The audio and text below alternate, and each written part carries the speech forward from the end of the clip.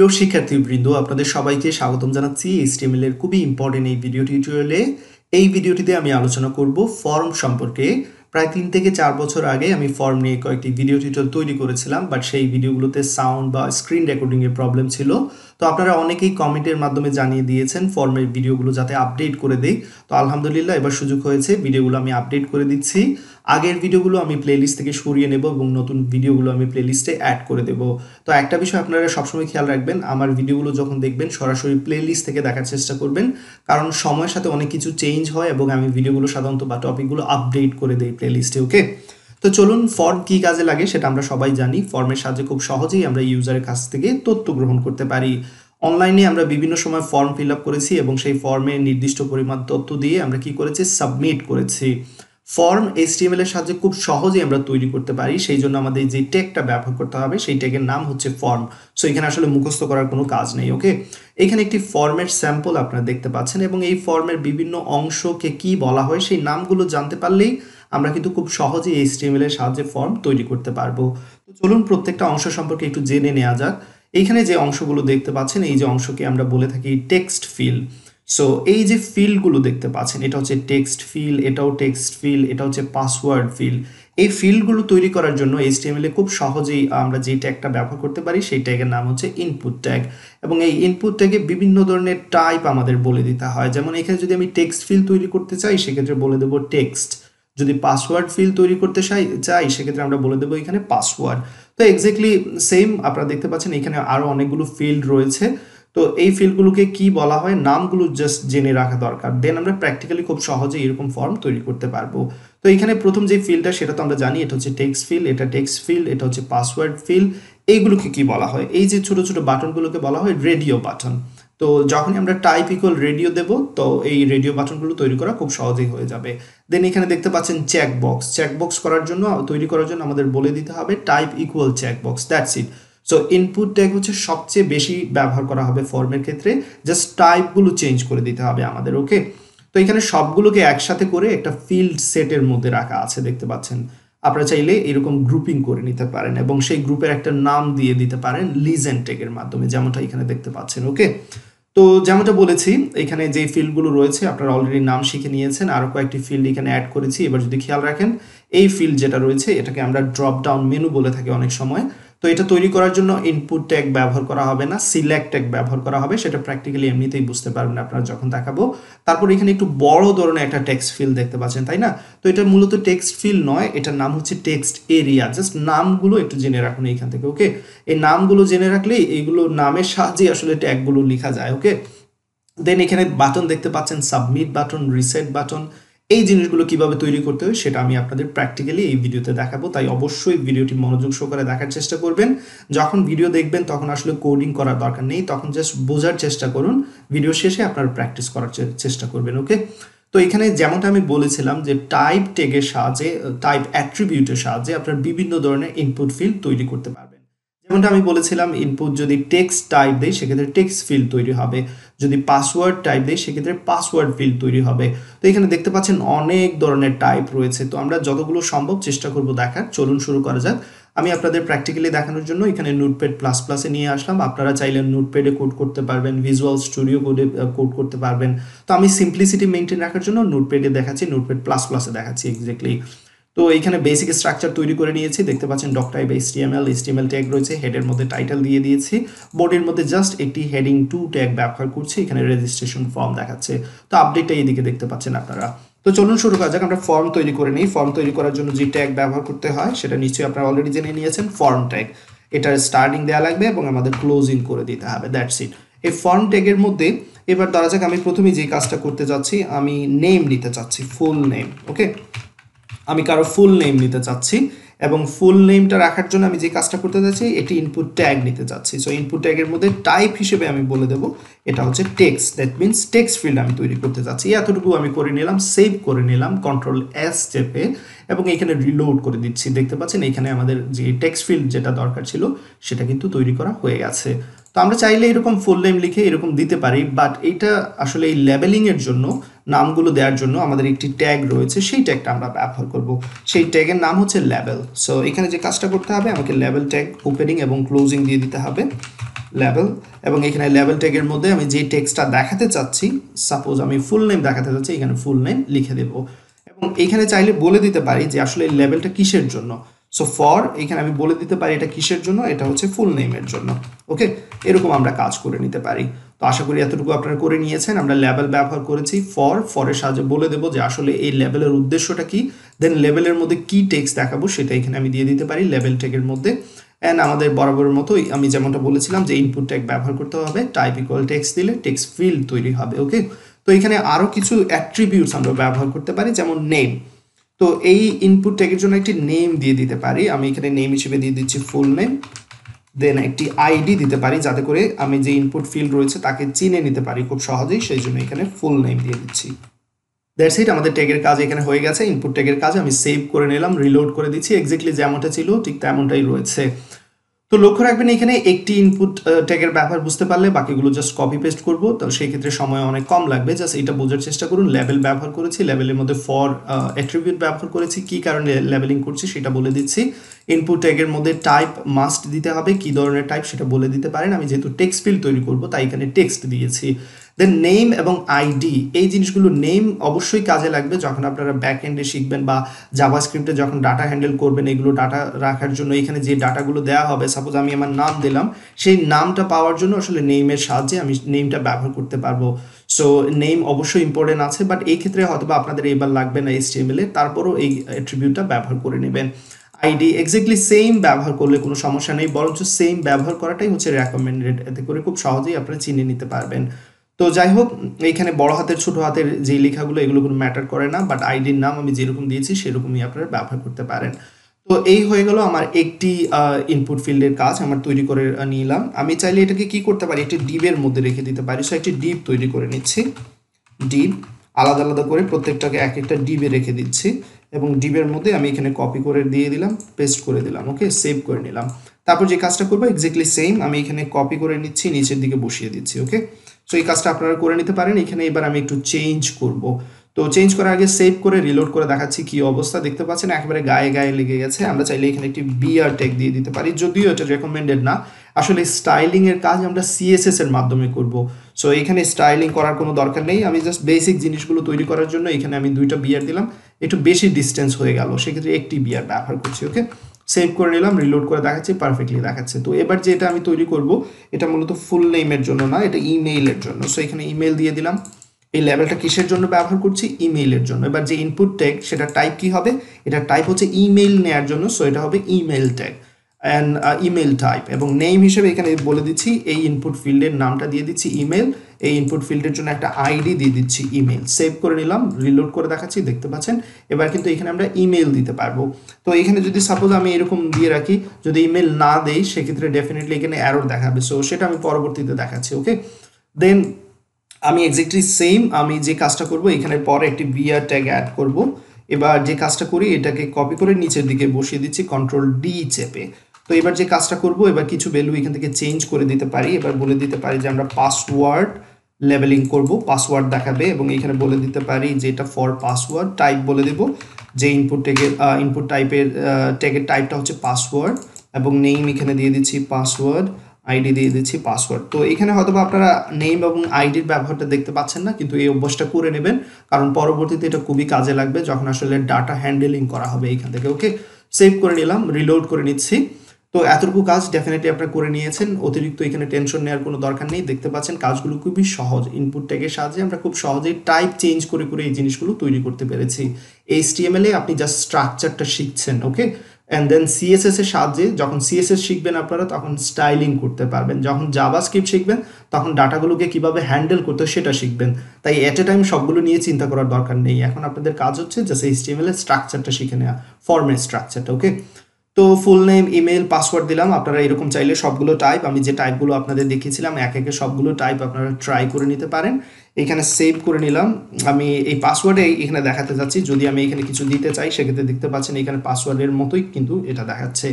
তো চলুন এবার যে কাজটা করি, এখানে আমি আরেকটি ফিল্ড অ্যাড করে নেই। তো এবার যে কাজটা করব মূলত এখানে ডেট অফ বার্থ এই জিনিসটা দেখাতে চাচ্ছি লেভেলের মধ্যে। সো ডেট অফ বার্থ লিখে নিলাম, এখানে সংক্ষেপে ডিওবি দিয়ে দিচ্ছি। যে এই লেভেলটা ডেট অফ বার্থের জন্য ব্যবহার করা হচ্ছে, ডেট নিতে হবে, সেই জন্য এখানে টাইপ আমি দিয়ে দিচ্ছি, ইনপুট টাইপের ট্যাগটা হচ্ছে ডেট। এখানে বলে দিতে পারি এটা ডেটের জন্য ব্যবহার করতে চাচ্ছি, অথবা ডেট অফ বার্থ, এখানে ডেট অফ বার্থ দিয়ে দিচ্ছি এবং আইডিতে বলে দিচ্ছি এটা হচ্ছে date of birth. That's it, save করে নিলাম। এবার রিলোড করে দেখাচ্ছি, দেখতে পাচ্ছেন এখানে ডেট অফ বার্থের জন্য আমরা ডেট কিন্তু সিলেক্ট করতে পারবো। ওকে, সো পারফেক্টলি কাজ করছে। দেন আবার আমি এখান থেকে কপি করে নিচের দিকে বসিয়ে দিচ্ছি। দেখা যাক এবার আমরা কি অ্যাড করতে পারি। এবার আমরা ফাইল অ্যাড করতে পারি চাইলে, সেই জন্য যে কাজটা করতে পারি এখানে চুজ ইয়োর ইমেজ অথবা ফটো দিয়ে দিচ্ছি। দেন যে কাজটা করব এখানে দিয়ে দিচ্ছি ফটো, যে কোনো নাম এখানে দিতে পারেন আপনারা। দেন ফাইল ইনপুট টাইপটা কিন্তু মেক শিওর যে আমি যেমনটা দিচ্ছি সেরকমই দেওয়া লাগবে। আর এবার আমরা কি করব, ফাইল নিতে চাচ্ছি, যে কেউ সিলেক্ট করে তার ছবিটা সিলেক্ট করতে পারবে সেই অপশনটা রেখে দিতে চাচ্ছি।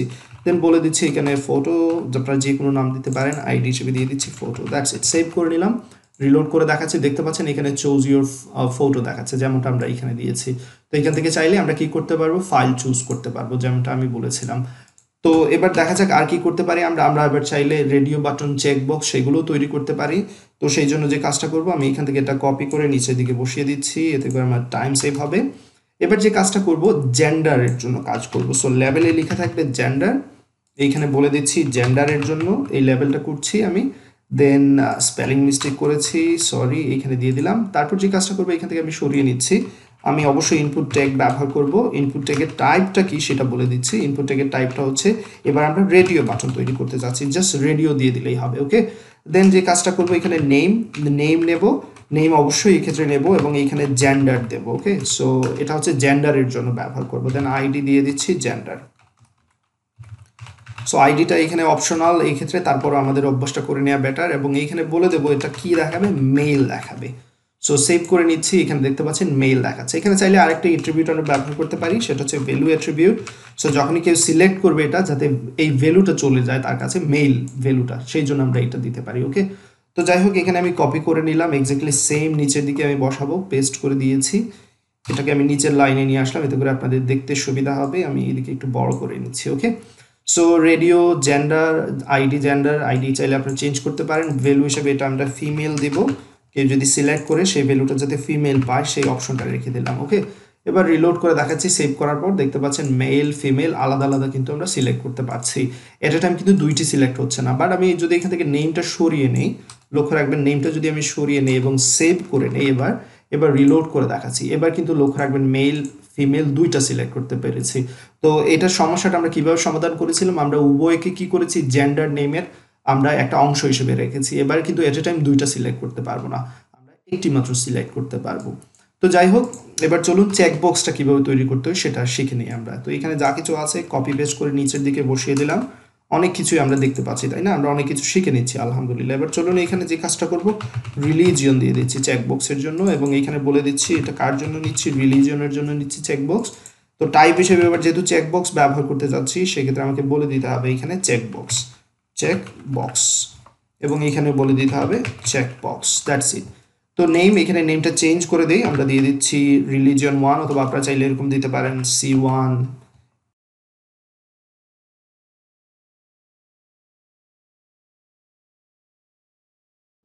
যাই হোক, এখানে ভ্যালুগুলো আপনারা আপনাদের ইচ্ছা মতো বসান। এখানে ভ্যালুটা ফ্যাক্ট না, ফ্যাক্ট হচ্ছে যে স্ট্রাকচারটা কিভাবে তৈরি করতে হয় সেটা শিখা। ওকে, এখানে দিয়ে দিচ্ছি ইসলাম এবং এখানে দিচ্ছি হিন্দু। সেভ করে নিলাম। সেভ করার পর এখানে আমি দেখতে পাচ্ছেন রিলোড করে দেখাচ্ছি। এই যে দেখতে পাচ্ছেন চেকবক্সগুলো সাধারণত আপনারা চাইলে একের অধিক অপশন সিলেক্ট করতে পারবেন, বাট রেডিও বাটনের ক্ষেত্রে আমরা সাধারণত একটি অপশন সিলেক্ট করার জন্য রেডিও বাটন ইউজ করে থাকি।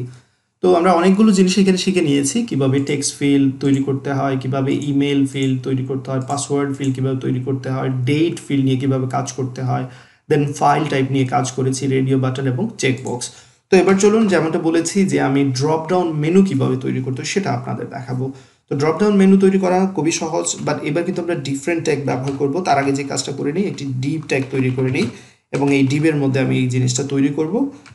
ড্রপ ডাউন মেনুর জন্য আমাদের সিলেক্ট ট্যাগ ব্যবহার করতে হবে। সো সিলেক্ট ট্যাগটা ব্যবহার করে নিচ্ছি, আপনারা ব্যবহার করে নেবেন। এই যে সিলেক্ট সিলেক্ট ট্যাগের মধ্যে আমি যে কাজটা করব, অবশ্যই এটাকে ক্লোজ করে দিতে হবে। সিলেক্ট ট্যাগের মধ্যে যে কাজটা করতে হয়, অপশন ট্যাগ ব্যবহার করতে হয়, এবং এই অপশন ক্লোজিংটা অবশ্যই দিয়ে দিতে হবে। সো ক্লোজিংটা দিয়ে দিচ্ছি। এখানে লক্ষ্য রাখবেন আমি কি করলাম, সিলেক্ট ট্যাগ নিলাম। সিলেক্ট ট্যাগের চাইলে আমরা একটা নাম দিয়ে দিতে পারি, নাম দিয়ে দিচ্ছি, এটা আমি ব্যবহার করব ডিপার্টমেন্টের জন্য। সো এখানে নাম দিয়ে দিচ্ছি ডিপার্টমেন্ট। ওকে, দেন ডেফিনেটলি একটা লেভেল দিয়ে দিতে পারতাম। সো লেভেলটা দিয়ে দিচ্ছি।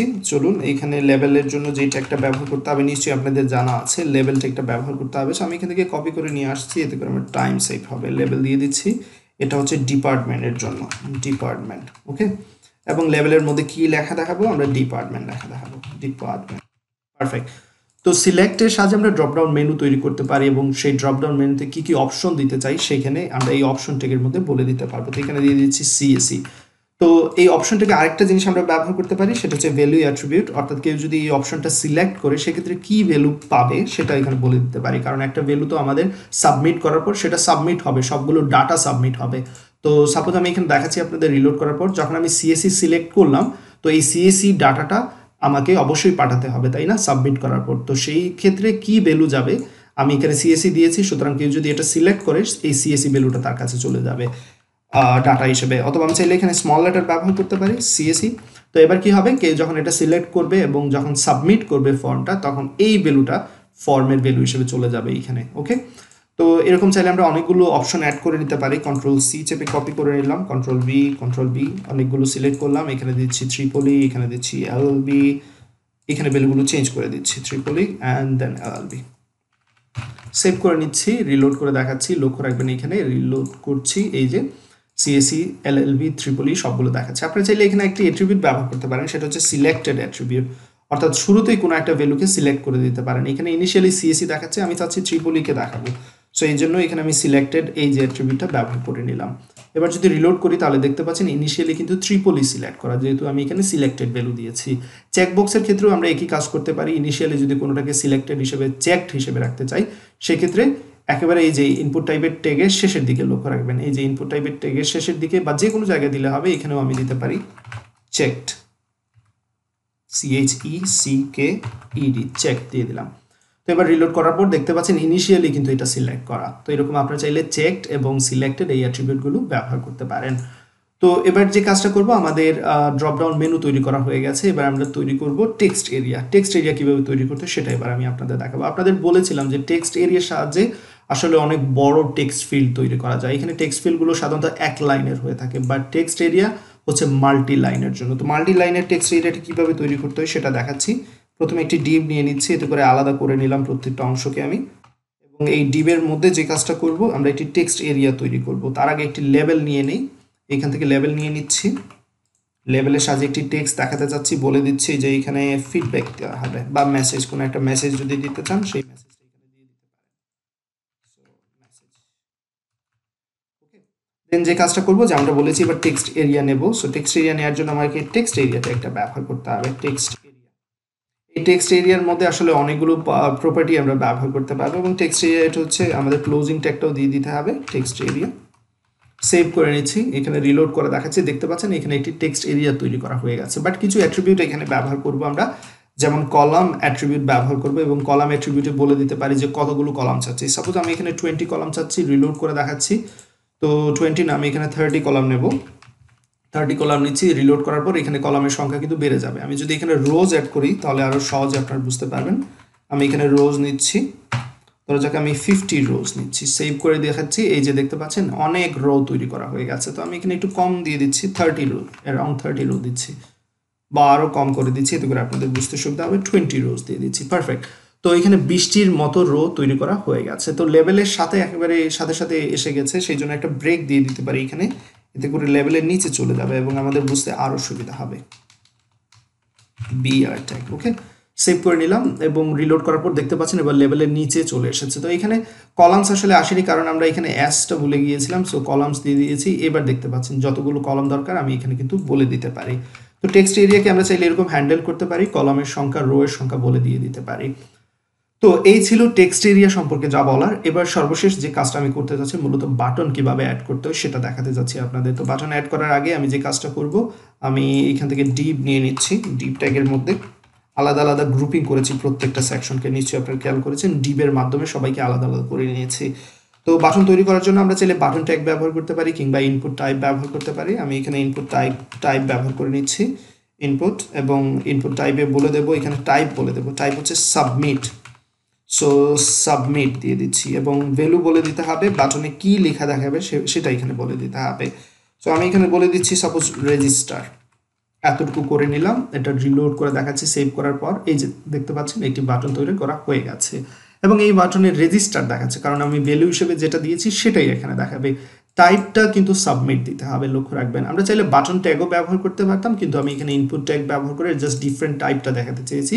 টাইপটা হচ্ছে সাবমিট টাইপ। ওকে, তো যখনই আমরা সাবমিট করব তখন কি হবে, এখানে যা যা ডাটা থাকবে তা হয়তো বা যেখানে দরকার জাভাস্ক্রিপ্ট বা ব্যাকএন্ডে পাঠানোর দরকার সেটা আমরা পাঠাতে পারবো। বাট এইখানে আমরা জাস্ট এই জিনিসগুলো তৈরি করা শিখছি HTML এ, সেটাই আমাদের মূল উদ্দেশ্য কিন্তু, তাই না? তো এবার যে কাজটা করব, আমি এখানে আরেকটি বাটন আমি অ্যাড করে নিচ্ছি। কন্ট্রোল সি চেপে কপি করে এখানে কন্ট্রোল বি দিয়ে দিচ্ছি। এখানে রিসেট দিচ্ছি। এটা রিসেটের কাজ হচ্ছে যা কিছু থাকবে সবকিছু রিসেট করে দেয়া। এখানে আমি দিয়ে দিচ্ছি টেক্সট হিসেবে ক্লিয়ার দেখাবে বাটনের মধ্যে। সেভ করে দেখাচ্ছে, এই যে ক্লিয়ার দেখাচ্ছে। তো এবার যদি আমি এখানে কিছু ভ্যালু দেই, আপনাদের ইচ্ছা মতো যে কোনো ভ্যালু দিতে পারবেন। আমি যখন এখানে ক্লিয়ার দেব সবকিছু কিন্তু ক্লিয়ার করা হয়ে যাবে।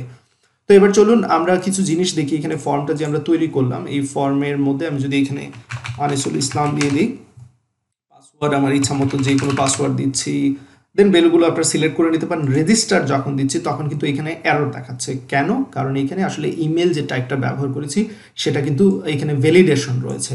তো এই ভ্যালিডেশনের কারণে এখানে এররটা দেখাচ্ছে যে আসলে এটা প্রকৃত কোনো ইমেল অ্যাড্রেস নয়, সেটা কিন্তু বলে দিচ্ছে। যখনই আমি রেজিস্টারে ক্লিক করছি এখানে বলে দিচ্ছে যে ইনক্লুড অ্যাড, এই অ্যাড সিম্বলটা কিন্তু ইমেলে থাকতে হবে।